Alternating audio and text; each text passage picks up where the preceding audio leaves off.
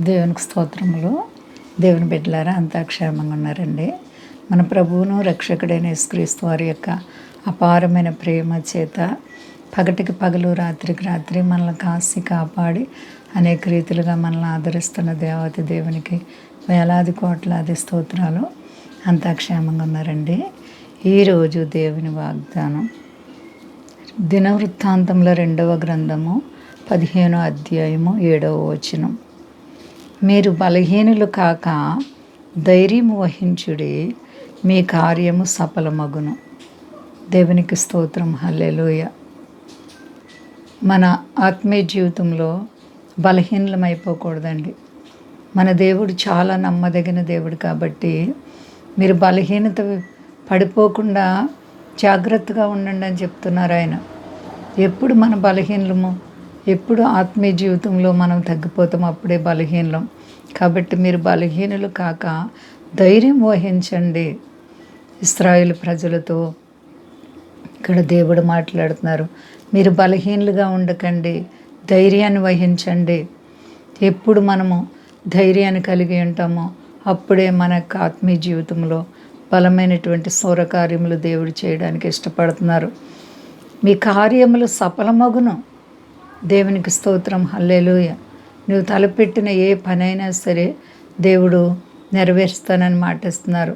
సఫలం, అది ఫలిస్తుంది, వృద్ధి పొందుతుంది.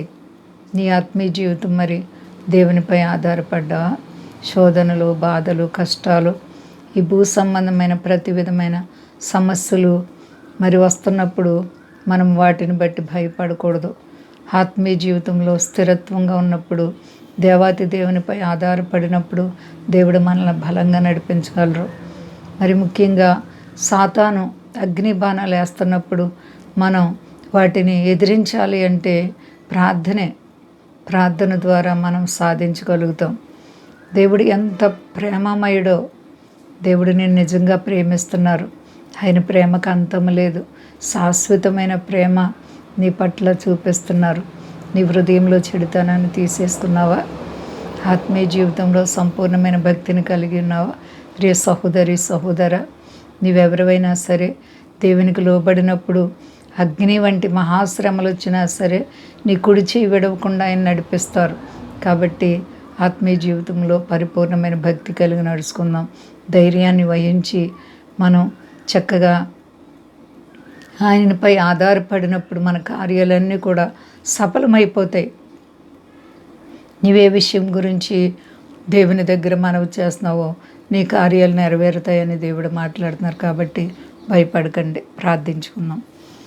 ప్రేమ నమ్మకమైన మా తండ్రి, గొప్ప దేవావును తండ్రి, నాయన మేము ప్రతి విషయంలో నీపై ఆధారపడినప్పుడు నీ విడిచిపెట్టవు అయ్యా.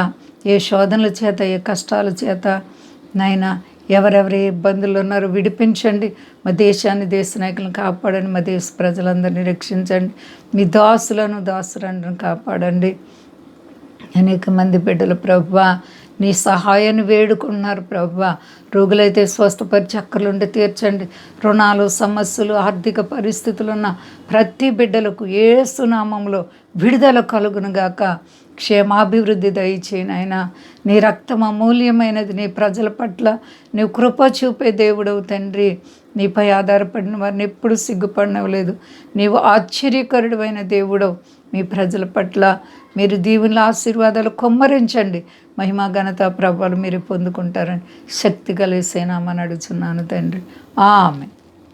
అందరికీ వందనాలండి. మా కొరకు, పరిచయ కొరకు అందరూ ప్రార్థించండి.